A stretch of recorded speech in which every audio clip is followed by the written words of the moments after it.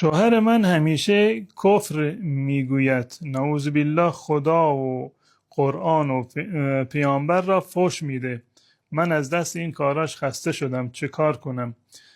خدمت شما عرض بکنم که اگر واقعا یک کسی دیده و دانسته، یعنی انسانی که عاقل هست، بالغ هست، مختار هست، با اختیار خودش در واقع حرفی رو میزند، دیوانه نیست و الله و رسول را یا مقدسات را فحش بدهد، دشنام بدهد و بی احترامی بکند، این یک نوع ارتداد از دین هست، کفر از دین هست. و وقتی که یک فردی دیده و دانسته الله و رسول را دشنام بدهد، در واقع کافر شده، مرتد شده و زنش در واقع از اون جدا می شود. یعنی زن و شوهر بر هم دیگر حرام هستند.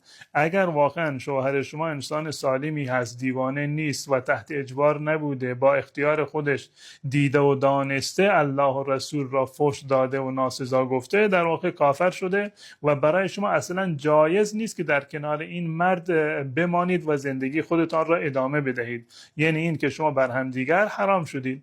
اما اگر واقعا ناراحتی اعصاب دارد یا بیمار هست، در اختیار خودش نیست، یا مجبور بوده، یا سبقت لسانی بوده، که اون یک بحث کاملا جداگانه است.